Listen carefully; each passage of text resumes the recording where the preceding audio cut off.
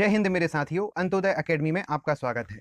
साथियों, इस सेगमेंट में हम निबंध लेखन पर चर्चा करने वाले हैं। यहाँ पर हम एक अच्छा निबंध कैसे लिखा जाए और निबंध की क्या-क्या की पॉइंट्स होते हैं, क्या-क्या बातें ध्यान में रखी जाएँ, उन बातों को समझने वाले हैं।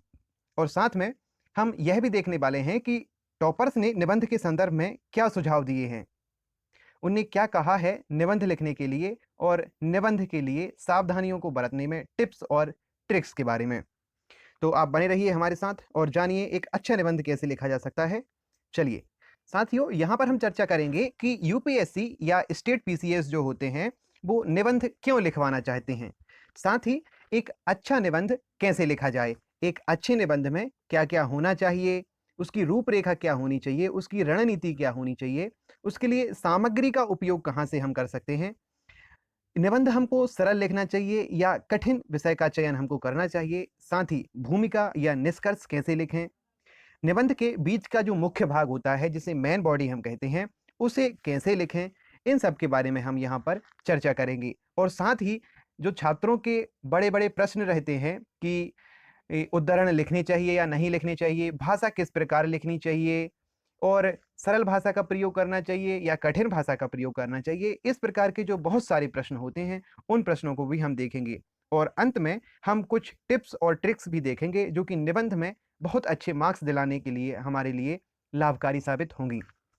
और इस वीडियो में हम परीक्षा कक्ष में समय का प्रबंधन और जो रणनीति परीक्षा कक्ष में हमारी होनी चाहिए उसके लिए भी चर्चा करेंगे कि वहाँ पर हमको कैसे प्रदर्शन करना है, समय का किस प्रकार से प्रबंधन करना है। तो चलिए शुरू करते हैं और देख लेते हैं सबसे पहले कि पीएससी या यूपीएससी क्या चाहते हैं।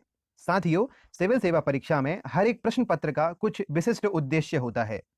संघ लोक सेवा आयोग और अन्य लोक सेवा आयोग जो हैं वह हर प्रश्न पत्र के द्वारा अभ्यर्थी की कुछ विशिष्ट योग्यताओं को परखने का प्रयास करते हैं। जैसे सामान्य अध्ययन में वह हमारी अकादमिक योग्यताओं और हमारे आसपास घटित होने वाली घटनाओं के प्रति रुचि एवं जागरूकता को परखते हैं। साथ ही एथिक्स के पेपर के माध्यम से वह हमारी नैतिकता का आकलन लगाते हैं और आकलन लगाते हैं कि आप लोक सेवक बनकर या एक प्रशासक बनकर किस प्रकार से व्यवहार करेंगे। साथ ही निबंध के लिए भी संघ लोक सेवा आयोग के विशिष्ट उद्देश्य हैं कि यह सिलेबस में हमारे पाठ्यक्रम में निबंध का खंड क्यों रखा गया है। तो हम देख लेते हैं कि क्या चाहती है पीएससी वास्तव में। पीएससी चाहती है कि वह एक ऐसे अभ्यर्थी का चयन करें जो कि संवेदनशील हो, साथ ही वह मानवीय मूल्यों एवं सामाजिक हितों के प्रति समर्पित हो। यूपीएससी चाहती है कि जो अभ्यर्थी हम चयन करेंगे उसके सोचने की दिशा सकारात्मक हो एवं वह रचनात्मक प्रवृत्ति की सोच रखता हो। वह अभ्यर्थी अपनी कमजोरियों के साथ साथ अपनी शक्तियों को भी पहचानता हो, उनकी भी जानकारी रखता हो ताकि वह समय के अनुसार उनका प्रयोग कर सके। यूपीएससी चाहती है कि व्यक्ति जो अभ्यर्थी है वह मूल्यों से समझौता किए बिना कार्य को संपन्न कर सके, अर्थात उसके जो उसूल हैं जो उसने खुद के लिए निर्धारित किए हैं उनसे बिना समझौता किए हुए वह कार्य कर सके। साथ ही वह भाई भतीजेवाद से मुक्त होकर निष्पक्ष रूप से व्यवहार कर सके।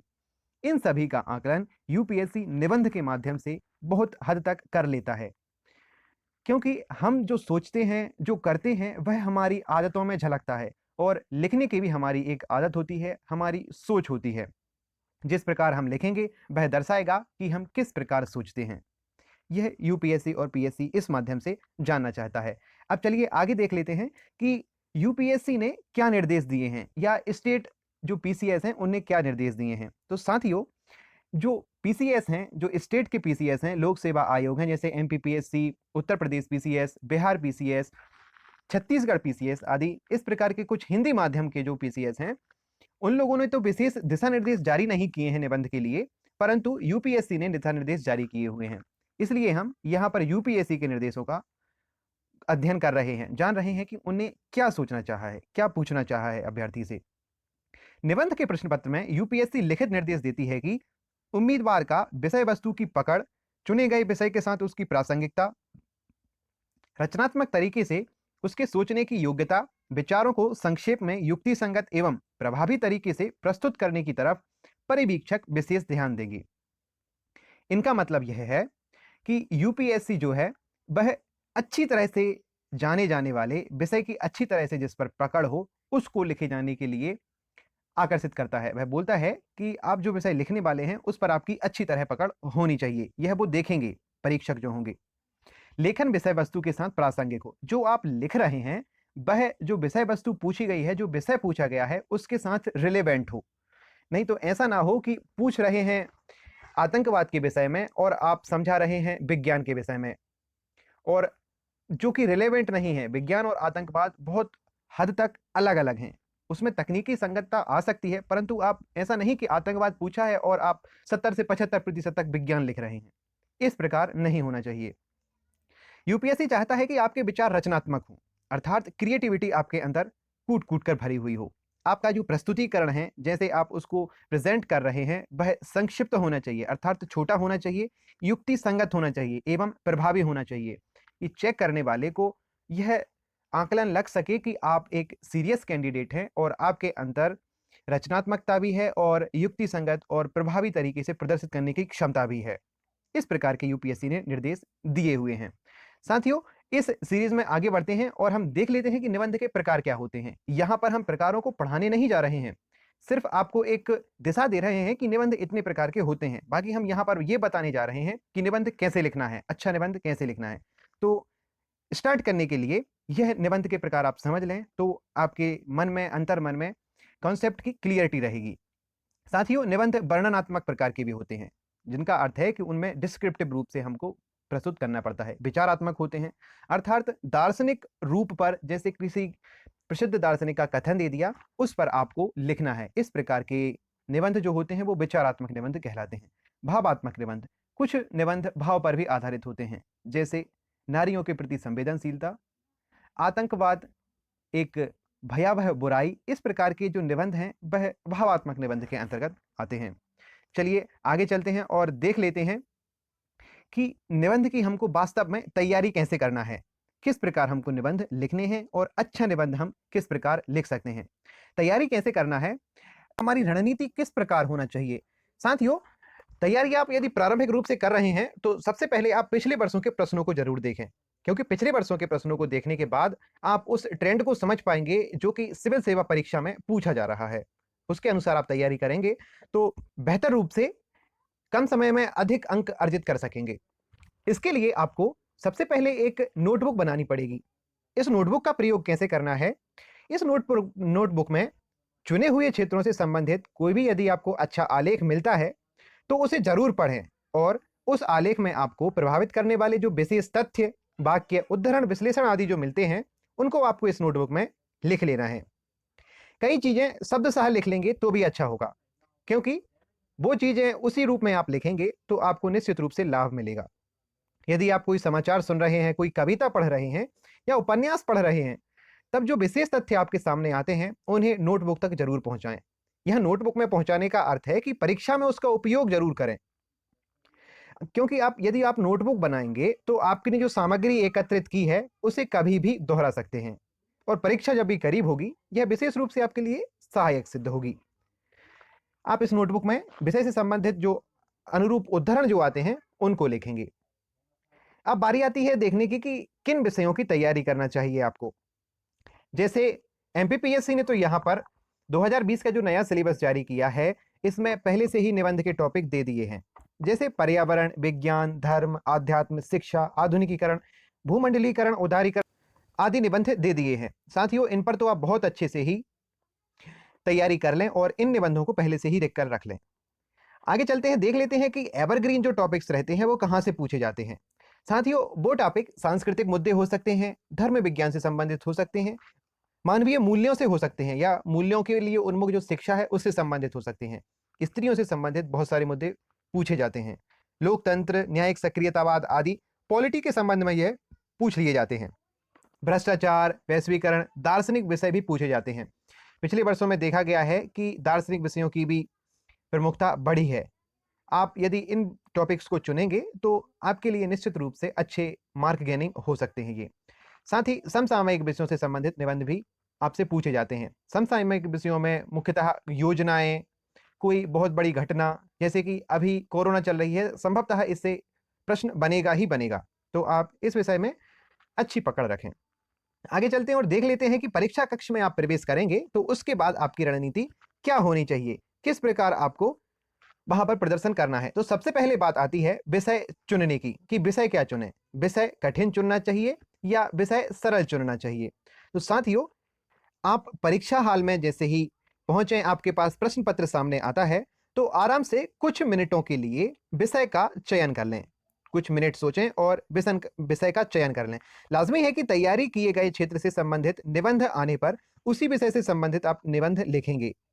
यदि आपकी किस्मत ज्यादा खराब नहीं है तो तैयार किए गए जो आपके निबंध हैं उनमें से 3-4 क्षेत्रों में से एक से ज्यादा निबंध आपको मिल ही जाएंगे। यदि तैयार किए गए क्षेत्र में से कोई निबंध नहीं पूछा गया है तो सामान्य बुद्धि यानी कि कॉमन सेंस का उपयोग करके अपनी जानकारियों के आधार पर निबंध को लिखने का प्रयास करें। इस संदर्भ में यह बड़ा सवाल हो सकता है कि एकाधिक निबंध की तैयारी होने पर कौन सा निबंध चुना जाए। अर्थात यदि हमने 2 निबंध पढ़े हैं और दोनों के दोनों ही आ गए हैं, या हमको 4 निबंध पता हैं, उनमें से 3 फंस गए हैं, तो उनमें से कौन से आप चुनें। सबसे अहम सवाल है कि सामान्य विषय यानी जनरल टॉपिक का चयन किया जाए या स्पेसिफिक टॉपिक का। यदि अधिक अभ्यर्थी जिस टॉपिक को लिख रहे हैं, जैसे कि कोई सरल टॉपिक है, उस पर ही निबंध लिखें, या जिसे इक्के दुक्के लोग ही लिखेंगे, गिने चुने लोग ही लिख सकने की संभावना है, उस टॉपिक को लिखें। यहां पर हम कहना चाहेंगे कि यदि आपकी तैयारी दोनों विषयों में बराबर है, अर्थात जो 2 टॉपिक आप चुन रहे हैं, कठिन और सरल, यदि उनमें दोनों में ही आपकी तैयारी बराबर है तो आप कठिन विषय को चुनें।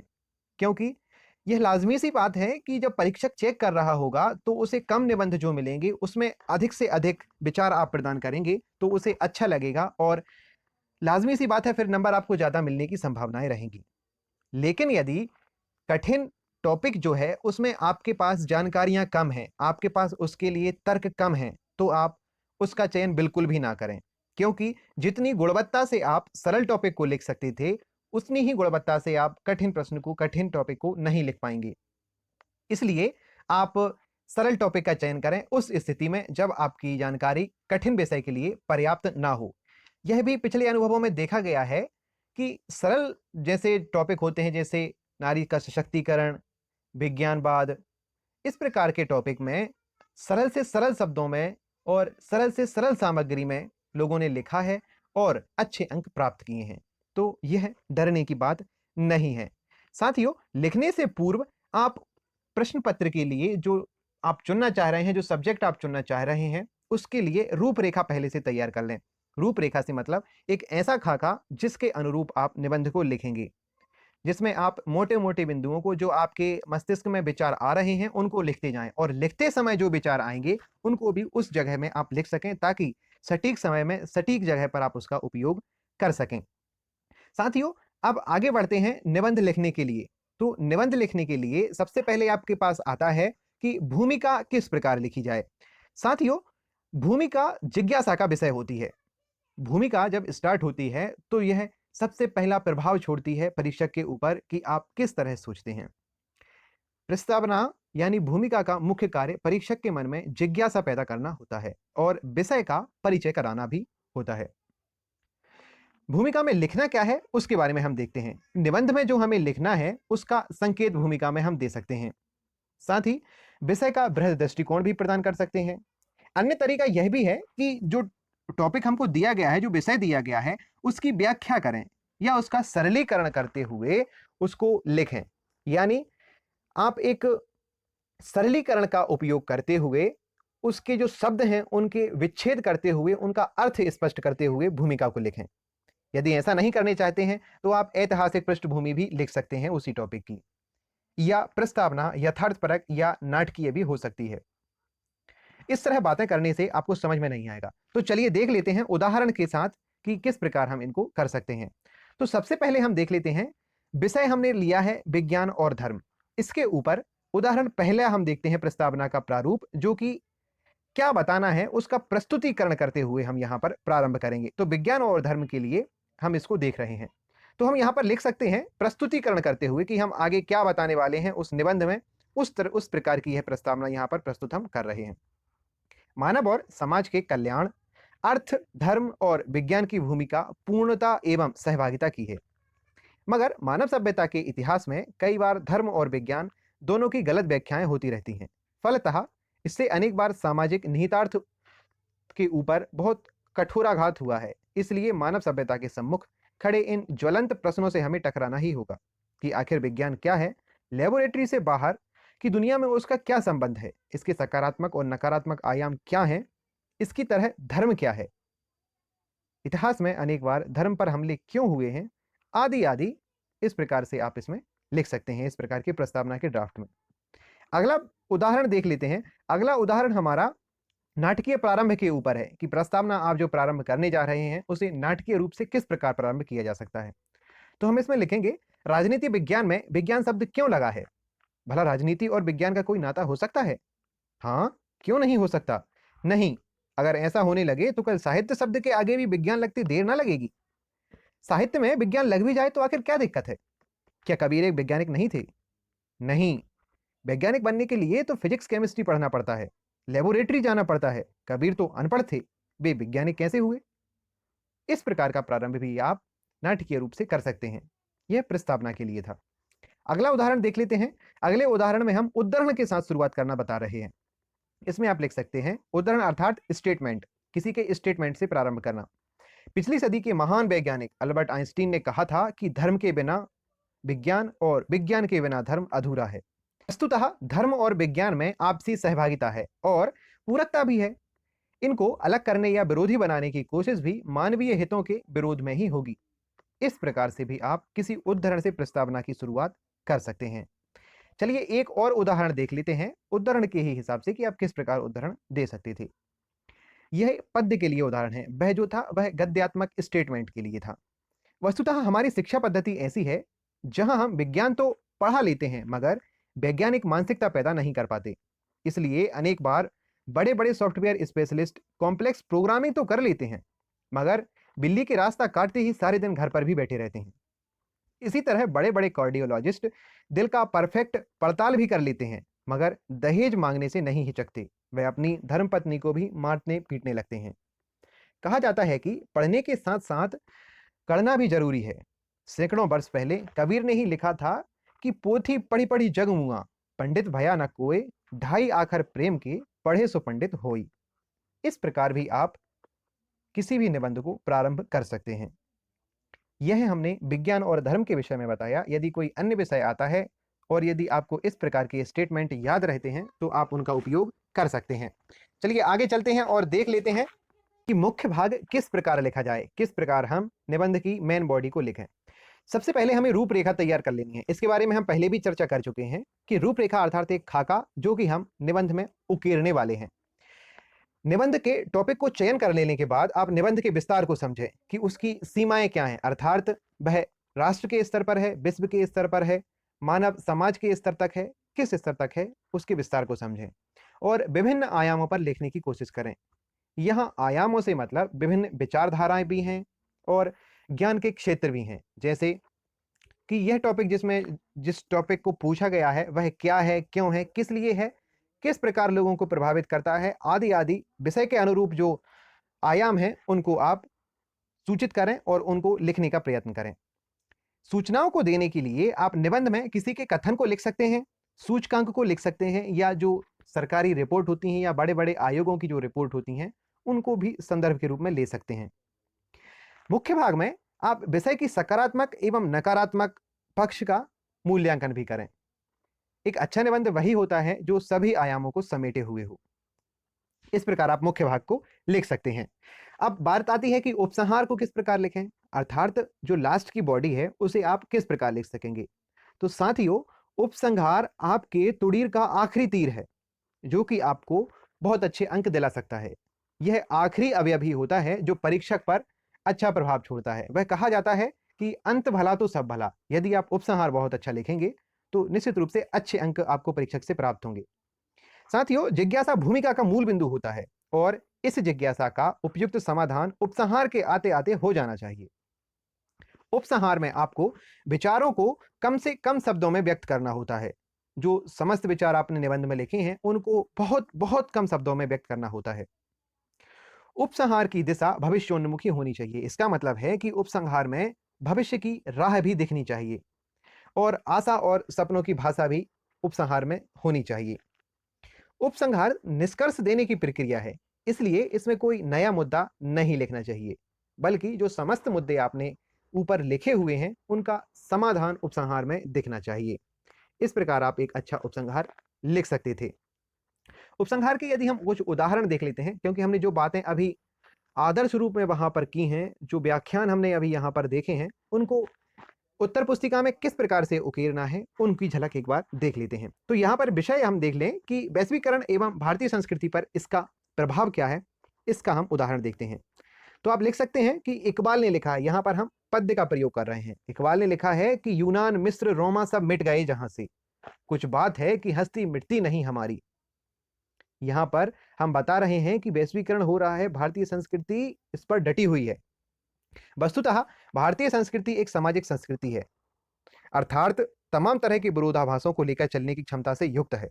इतिहास के झरोखे में झोंक कर देखें तो शक आए, हूण आए, कुषाण आए, इस्लाम आए, मगर इनके आगमन से भारत की मौलिक संस्कृति क्षत विक्षत नहीं हो पाई, बल्कि और भी समृद्ध होती चली गई। इन बातों से आशा का स्वर ही झलकता है कि भारतीय संस्कृति भविष्य में इस तरह के आक्रमणों से या इस तरह के जो भी प्रभाव होंगे, इनसे हमेशा फलती ही फूलती रहेगी, वह क्षत विक्षत नहीं होगी। इस प्रकार का उदाहरण उपसंहार आप दे सकते थे। अब साथियों, आपके कुछ प्रश्न भी रहते हैं कि भाषा कैसी होनी चाहिए। निबंध में भाषा कठिन हो, सरल हो, या साहित्यिक हो, या स्तरीय हो, या अति स्तरीय हो। साथियों, भाषा कैसी हो इस बात का कोई एक पैमाना नहीं है। इसका मतलब है कि यह एक आत्मनिष्ठ पहलू है। यह बात किसी को पता नहीं है कि वह किस प्रकार होनी चाहिए। यदि एक भाषा आपको सहज लगती है तो किसी दूसरे व्यक्ति को वह स्तरीय लग सकती है, किसी तीसरे व्यक्ति को वह अति अति निम्न गुणवत्ता की लग सकती है, अति निम्न स्तरीय लग सकती है। यदि आप साहित्यिक भाषा लिखेंगे तो हो सकता है परीक्षक को वह पसंद ना आए, या परीक्षक साहित्यिक भाषा पूछता हो, आप वैज्ञानिकता दर्शा रहे हो। इस प्रकार यह केवल आत्मनिष्ठ विषय है। यहाँ पर कोई वस्तुनिष्ठ बात हमको स्पष्ट रूप से क्लियर नहीं हुई है कि हमें किस प्रकार लिखना है। बाकी कुछ बातें हैं, कुछ टिप्स हैं जिनको आप पालन कर सकते हैं। जैसे अपनी भाषा को मौलिकता प्रदान करें, अर्थात जो आपकी सहज भाषा है, जो नम्र विनम्र भाषा है, उसका प्रयोग ही आप करें।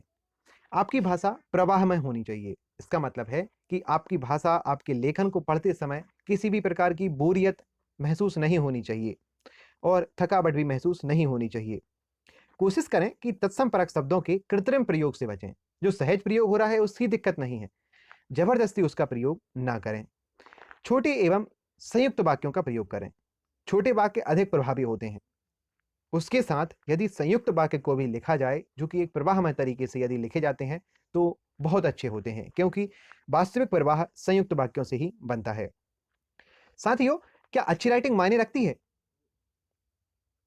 इस बात पर चर्चा कर लेते हैं कि हाँ या नहीं। हो भी सकता है कि अच्छी राइटिंग मायने रखती हो और नहीं भी हो सकता। यहां पर हम चर्चा कर लेते हैं। साथियों, राइटिंग अच्छी हो तो बहुत अच्छा है, क्योंकि अच्छी चीज सभी को अच्छी लगती है, मन भावन लगती है। लेकिन यदि आपकी राइटिंग उतनी भी अच्छी नहीं है तो घबराने की बात नहीं है, क्योंकि राइटिंग ऐसी होनी चाहिए जो कि पठनीय हो, अर्थात जो चेक करने वाला है वह समझ सके कि आपने क्या लिखा है। आकर्षक होनी चाहिए राइटिंग। आकर्षक से मतलब है कि वह आपको उसमें इनबिल्ट रख सके, पढ़ने के लिए आपको उसमें सहेज सके, आपको आकर्षित कर सके पढ़ने के लिए।